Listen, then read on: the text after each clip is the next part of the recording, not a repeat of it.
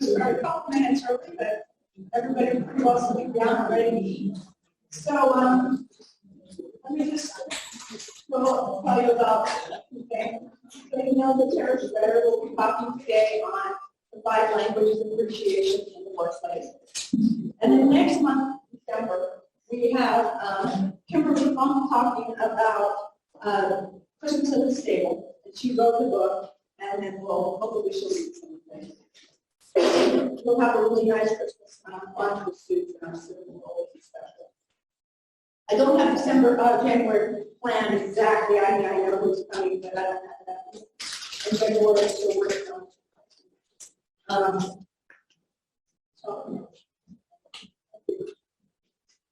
If those of you, if you don't know, Courtney McCarty from the hospital is going to lead that in the class, and she might still have some spaces if you want to do more of that. It's a year-long class on it, but it's very interesting, and it's here at the library. You can have ESL classes for people who want to learn English, whether you're Spanish or any other language. Even somebody who wants to learn English, they and others have systems. The purpose, Judy's got a class with our little ones. You can sign up, but I know she has people coming next week. So we have somebody who's moved out. Judy about that. Our story time is also available for the children that are visiting, and we have a Tuesday morning, Wednesday morning, and then also Tuesday night for family night. And you don't have to sign up, but it'll stop just before Thanksgiving. You don't do it in your holidays, get to the families, and then we prepare for the new year. If somebody comes to visit you before that, then bring them. Judy has put up together 1,000 books for kindergarten, and some of the people here actually teach their grandchildren via Facebook or on their phone. They have the book and they read it to them. And so they have been reading books, and some of them are up like 600. So you too can do that with your grandkids. So tell us how to, we'll show you how to do it. And then we have our youth activity center. We turn this around, we put all the tables away, we put all their activity things out, and we put out speaking and different other things that they can do after school during the advice. And that's open every day after school. During the holidays, it will be between 1 and 5 every afternoon, except for the holidays. Book Lunch, Books Club, and we are reading one year this year. It's also book classic, and you can read it because it's Thanksgiving. We're thankful and consider our relationships. So that's something we're doing. We have science fiction books on, so we like science fiction fantasy. We also have a poetry group. Some of us actually do write poetry. What Common just kind of taught me how to write poetry by putting notes on my phone. Like get a thought and write it down, or take a moment and just type it in my notes. So I've actually written about 2 poems. So if I can do it, I can do it. Anyone can do it. Now it might not be something somebody else wants to publish or read, but to me it's meaningful. So it's all about expression and learning and growing and just enjoying life and sharing your thoughts and your heart with other people. And then we have a Golden Writers Club that they meet regularly third Tuesday. Want help with writing, or if you are an author and want to help others, come join. And then also, if you have like to listen to digital books on your phone or on your tablet, if you have book club, all you have to have is a library card, and there's books and movies, graphics, and cartoons. There are all kinds of things on this. I listen to and read books on this platform all the time. And then we also have the e-library, which also has audio. That you can get your phone or your tablet. Not as many movies, just what it does. But I just feel I can't find it on that one. I will go the other one. Don't forget, we do have another card for you to sale from friends. 6 for $5. If you decide you want to send them to Thanksgiving and you want a whole bunch of them, I bet you're trying to give you these. And then during this time of year when the weather gets really bad, the first place we put our announcement is about being closed because of the weather. It's the easiest for me to get to. And when we get to our website and our catalog, which you'll always find that here. And but when it snows, we have where it's icy, and mine is 13. Most likely we won't feel it.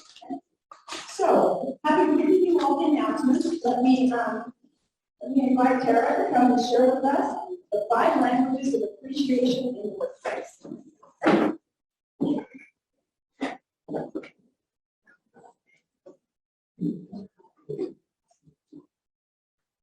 I did, please.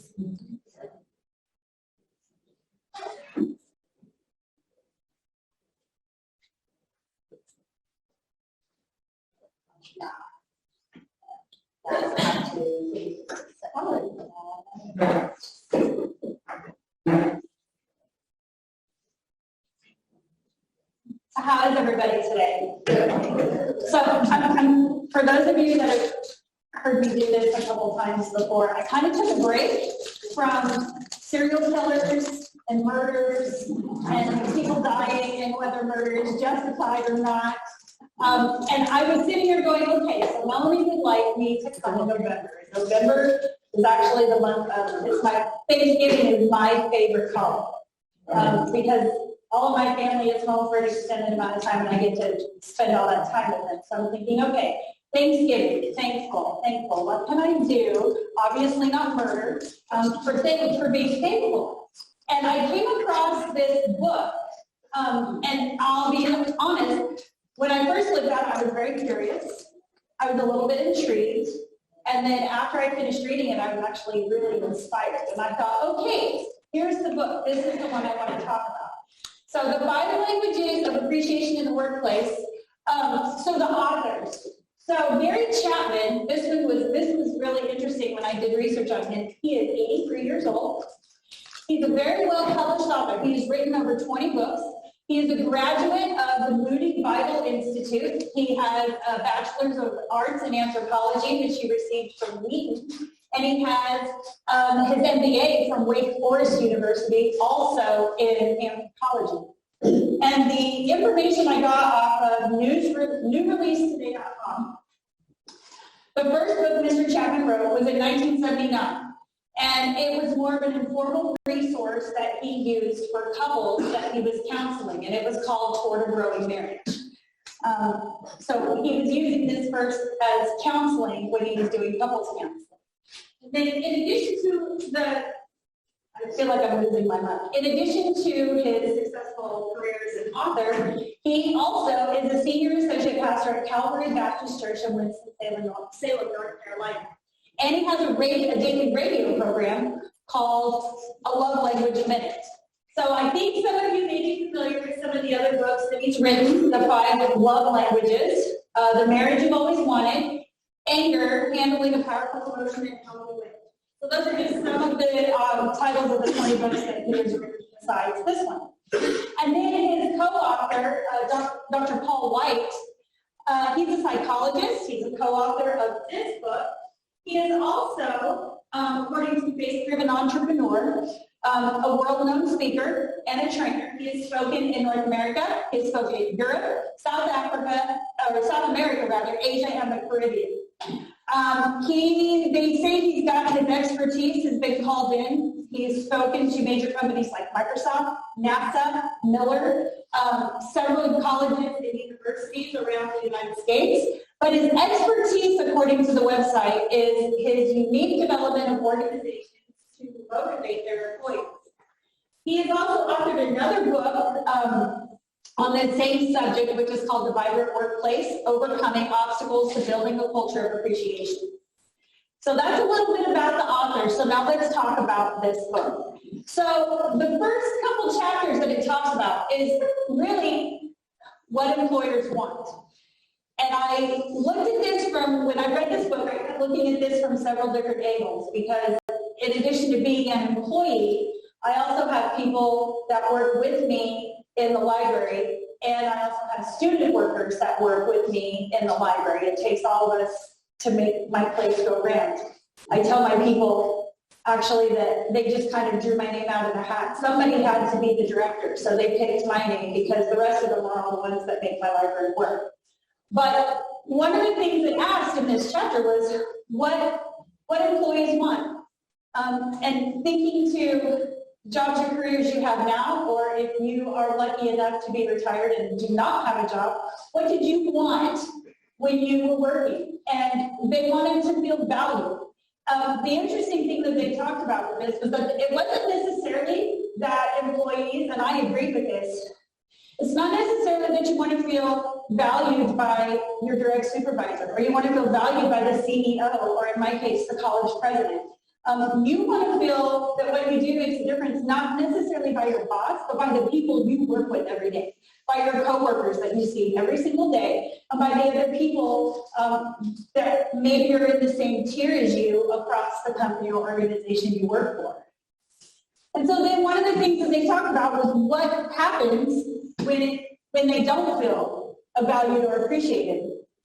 And so what they say is, when individuals do not feel truly valued and appreciated, the results are predictable. Workers become discouraged, feeling there's always more to do, and no one cares about the contribution I made. Employees become more negative about their work, with increasing grumbling, complaining, and gossiping. And tardiness, both at the beginning of the day, coming back from lunch, getting off your breaks, tardiness increases, as does the rate of employees who call in sick. Team members experience a lack of connectedness with others and the mission that the organization has, which as a result, engagement ratings for things decline within the workplace. And then the last one, and this one was not a surprise, eventually team members start to consider leaving the organization. They begin to search for other employment, and staff turnover where you work increases. So that's what happens when we don't feel appreciated or valued with what we do. And so the first couple chapters also talked about, okay, that's great, but then they're going, well, why should business leaders care? Why should people care? Well, this is a list, and they had a really cool, in the book, if you haven't read it, and if you have, you know, they have a really neat little graph that shows all of this in there too. I just elected to write this out. But this is a list of employees in these professions that struggle with feeling valued and appreciated in what they do. And I was looking at this, and I thought this was really important because in Thomas County, which according to the last census numbers they just published, we have 7,139 people, so we've grown by, I think, 22 people. Go us. Okay, but looking at all of this, you know, we have so many of these people in our community that do what they do every single day. And so for the authors of this book to state, here's the biggest list of people that go through a kind of appreciation burnout or lack of feeling valued in what they do. I thought it was huge. I thought it was kind of interesting too to see college and university staff on there. So I thought that one was interesting to me because that's where I'm at. But you know, childcare providers, that one I went, oh yeah, I can see that. Healthcare providers, I can see that one as well. So this is why it should matter, even in our community. This is why appreciating your people and making sure they know they're appreciated should matter. So the first thing that they talk about, the next chapter, the first thing they talk about is what the first appreciation language is. And the first language appreciation is words of affirmation. So this is praise for accomplishments that coworkers or your people do. This is praising for the type of person they are. And they say affirmation for character. For this one, I think to ethics, or, you know, stating what you believe and then walking that walk. Praise for their personality. The other thing they say is there's different ways to do this, and it depends on each person. Everybody's different with words of affirmation. This is mine, so they have in the book, they call it the Motivation by Appreciation Inventory, and It's a quiz. They give a code at the end of the book where you can go in and you can take this quiz, and it will kind of tell you what your language appreciations are. This one was my number one. I am a person who, in my job, as actually Carol could tell you, I am very much motivated by fear. I don't want to fail. I don't like to fail. Not that anybody else says anybody, but that's my biggest thing. So words of affirmation is my number one language. But I am not one that I need someone to parade me up in front of a whole group of people and say, yeah, Tara. That's not me. So there's different ways to do this that they talk about here.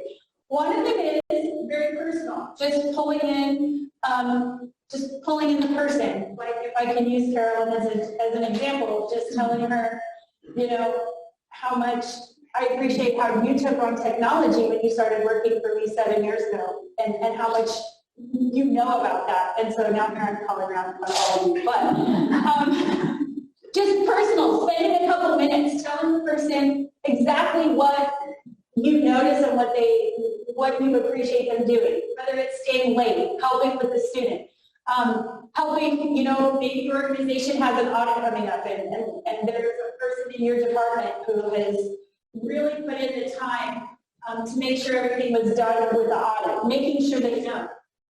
The other words of affirmation, there are some people, and this one was eye-opening to me because I've had different work studies and different people in the library, and I had one employee in particular who words of affirmation would have been this employee's probably number one appreciation language too, but this person very much wanted I want everyone to know that I have done this. I very much need praise in front of other people. I need someone to say, yay, Betty Sue.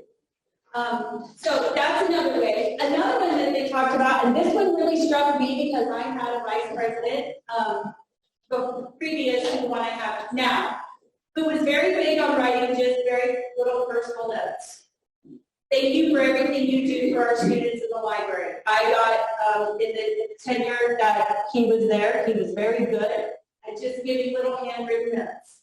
I noticed the students talk. Thank you for this. So written affirmation is another way. The other thing that they talked about within this was what happens when it's hollow, what happens when it's forced. And all of us, is there anybody who has never earned a job in their life as a teacher? That can't be true. Okay, so we all know what it's like when praise or thank yous or something is given and it's genuine, right? So they talked in this chapter about, we all know this, none of us are ignorant people in this room, and we can all tell the genuine, I really appreciate what you do, versus hollow, versus, well, upper management thinks I need to thank you, so thanks. So they talked about how that makes people feel. The other thing this book had, if you haven't read it, is they had testimonials from different people. They didn't use first and last names, they just used first names. But they had testimonials from people about personal experiences, good and bad, with these. So the second appreciation was quality time.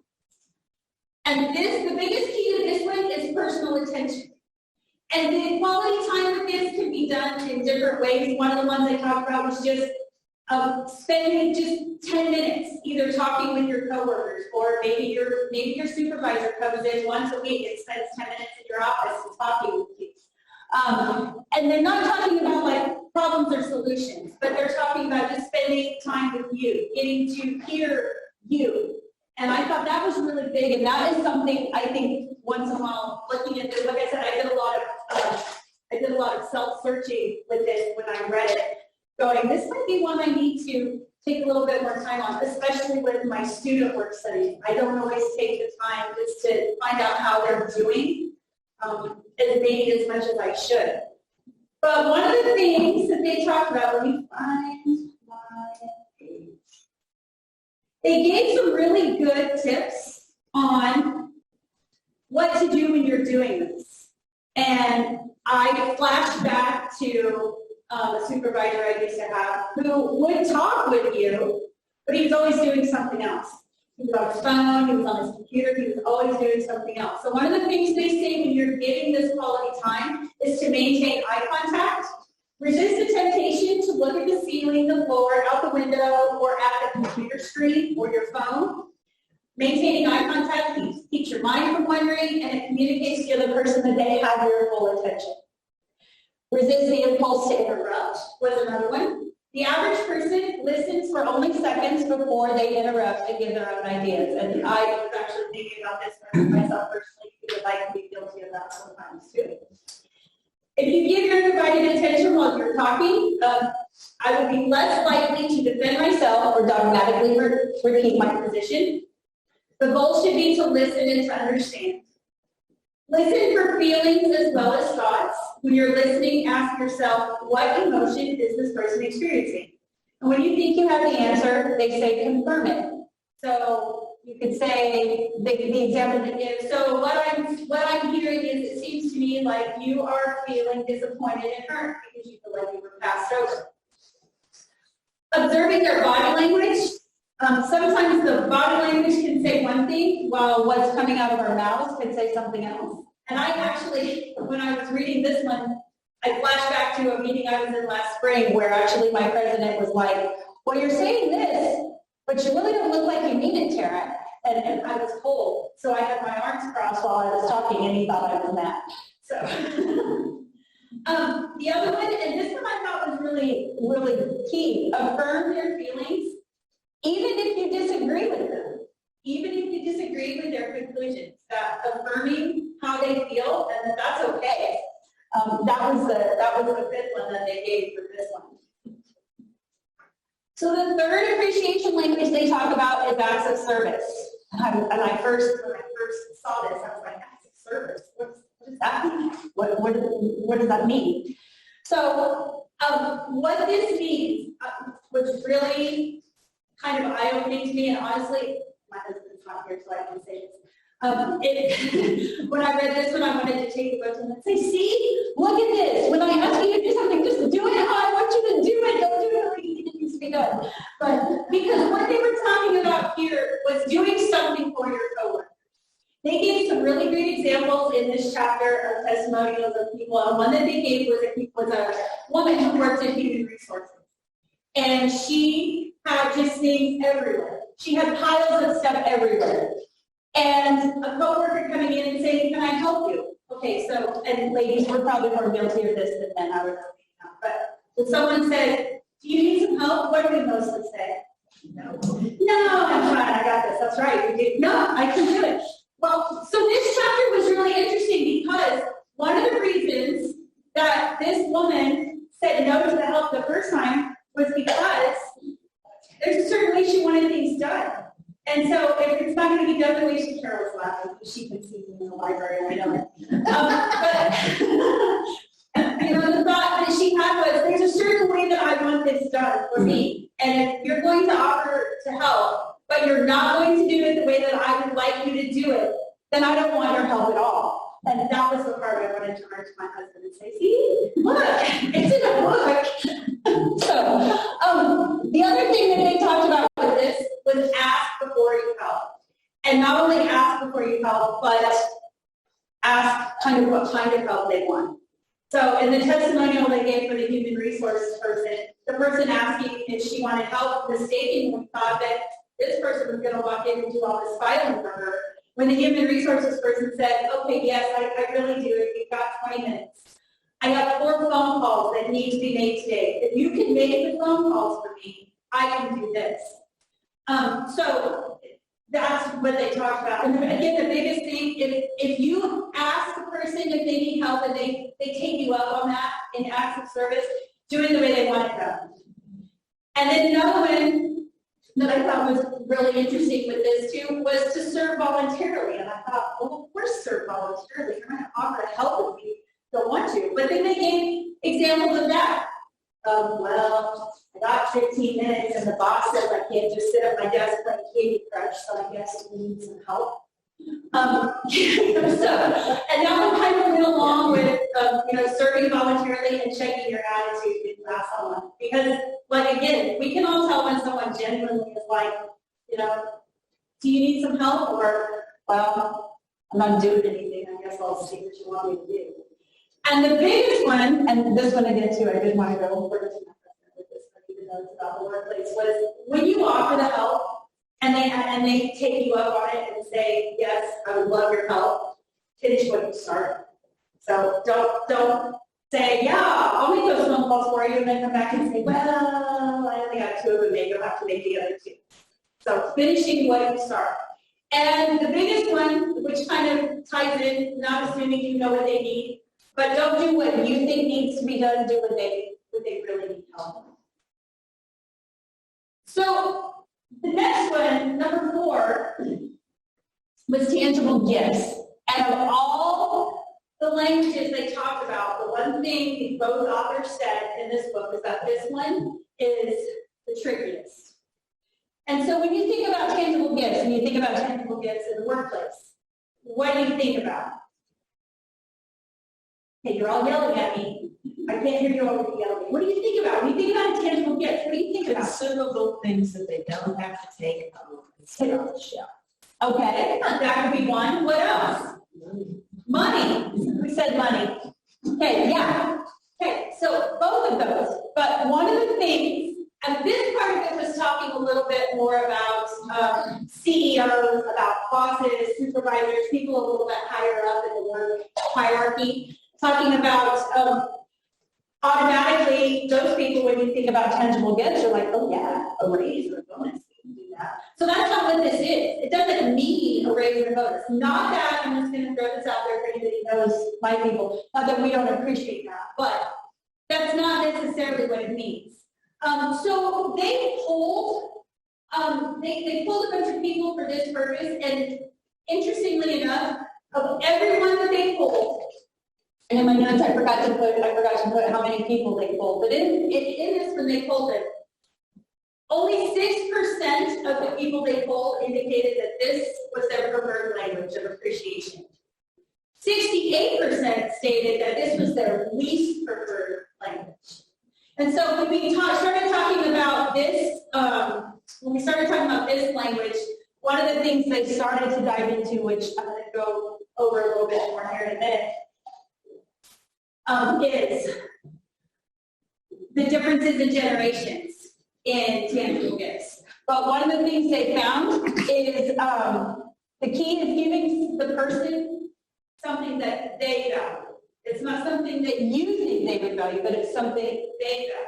And a lot of people don't want to think, they actually want an experience. And so they gave some examples of experiences that you can give to your coworkers or to people that would be experiences. So some of the examples they gave: tickets to sporting events, basketball, baseball, hockey, football, gift cards to restaurants, tickets to cultural events like museums or concerts, art exhibits, small vacations or retreats to a weekend bed and breakfast or an Airbnb, certificates to a spa, a free round of golf, shopping bucks at a local mall or an online store, gift cards to a houseware store, or gift cards for children's clothing. So those are some examples that they gave for tangible gifts that in this chapter there was a lot of appreciation for with their people. And then they gave some really great examples of things not to give. So one person said a box of candy for a severe diabetic. He said, I wondered if they were trying to kill me. Another one was logo wear as the only gift that was ever given. And the person said, I felt like a walking billboard. This one I thought was interesting. This one happened at a hospital. A photocopied note. We appreciate you, with a mint taped to it on Employee Appreciation Day. And then the notes in here state over 1/3 of the nurses in that department resigned within 90 days after that happened. So the next one, leftover marketing trinkets after a convention, with an email to the company that says, to show how much we appreciate you, there are leftover items in the break room from our booth at the recent convention. Take whatever you'd like. Mugs and pens with the company's old logo. left over because the company updated their brand, so they gave them all away. And the winner of the worst gift that was ever given in this segment of the book was the company's previous year's calendars, which were given to all of you. I thought those were kind of funny. Okay. So the last language that they talk about is physical touch. Now, this language gets the most common with these authors, and they go around and they have spoken on this book. And this language gets the most comments and causes the most debates when this book is presented to organizations. And that's according to Mr. Chapman. So I was telling you about the motivation by appreciation inventory and the little code they give you in the back, and you can take their quiz to find out what your language is. And interestingly, this language wasn't included in the MBA inventory. And the reason is because when they were researching for this book, the authors felt there were limited instances where you would have touch in the workplace. But when they did a poll, they found out people felt a little bit different. And so there was one gentleman who talked about,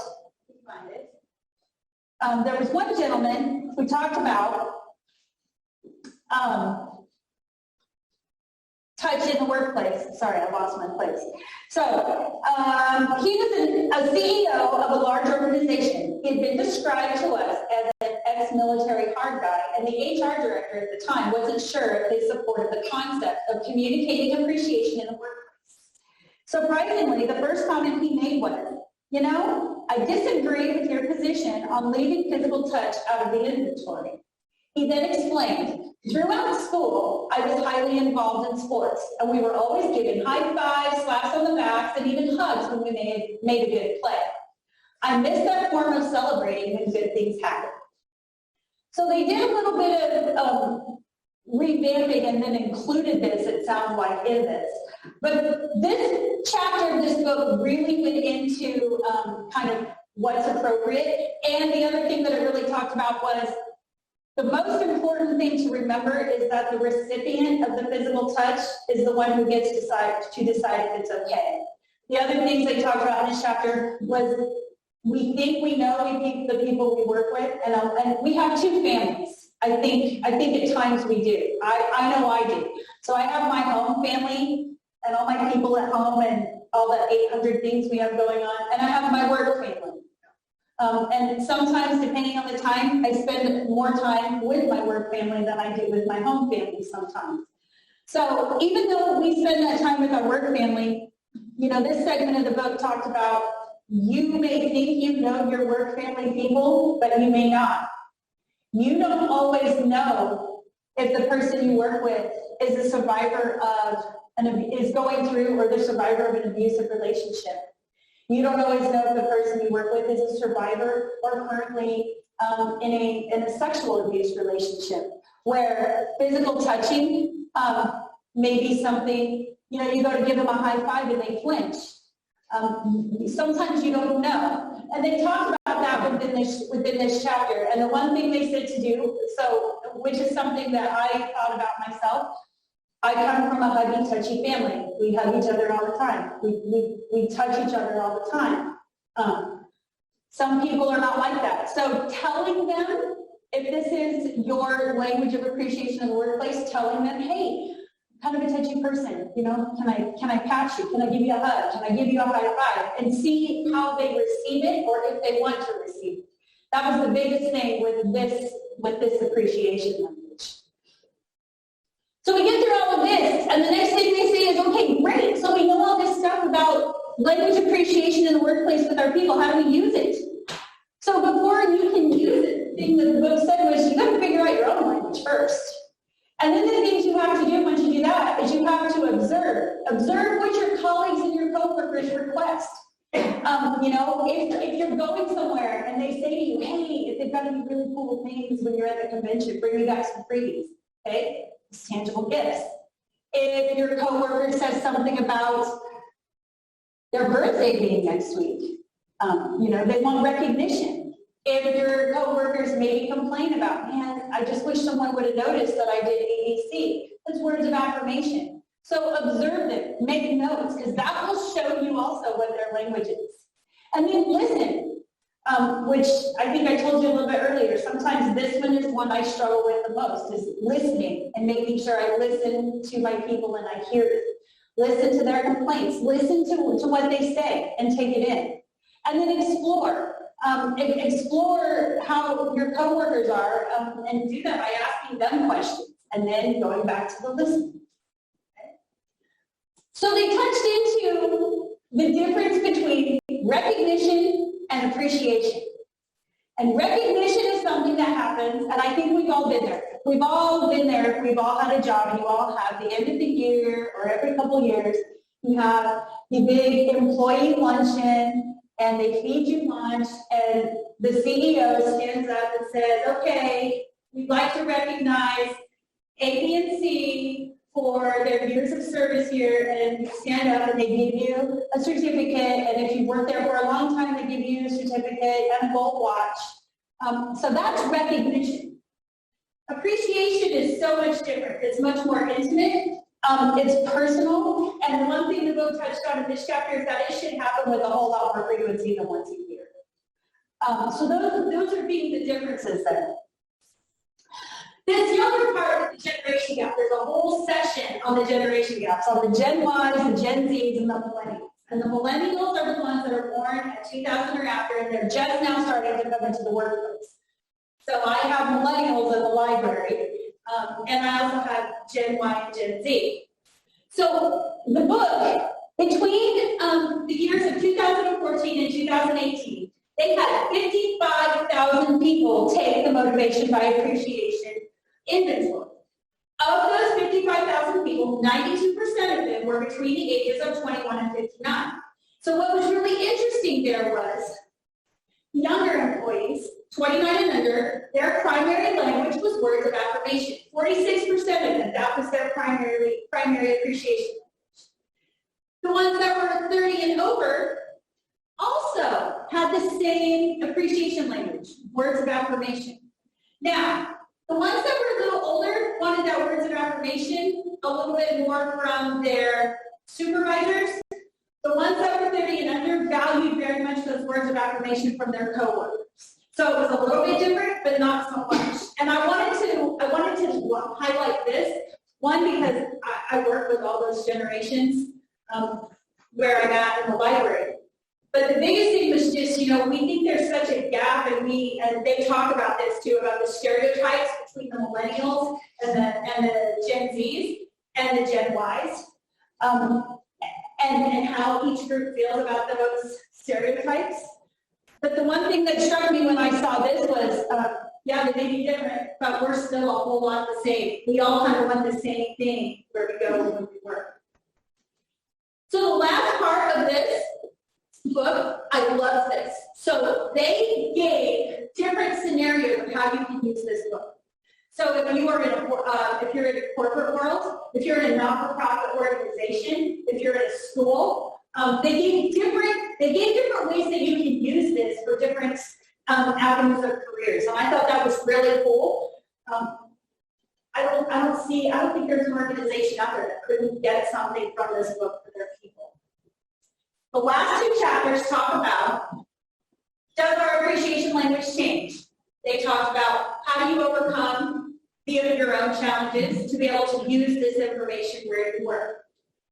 What do you do if there are people you either work with or who work for you that you don't appreciate? You don't appreciate the work effort they put in. You don't. And I mean, we're all human, let's be honest. We all have people that we like more than others. So it talks about that. So if you want to know the answers to those questions, you have to read the book. So, does anyone have any questions? Well, thank you very much for your time, and Melanie, thank you for asking me to speak today. I think she's got a practical logo on it.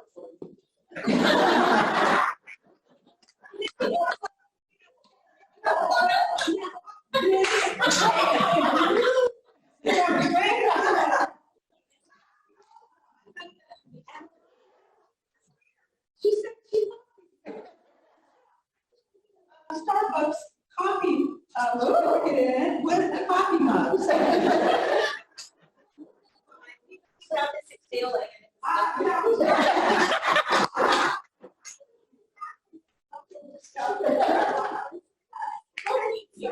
Thank you, and thank you all very much.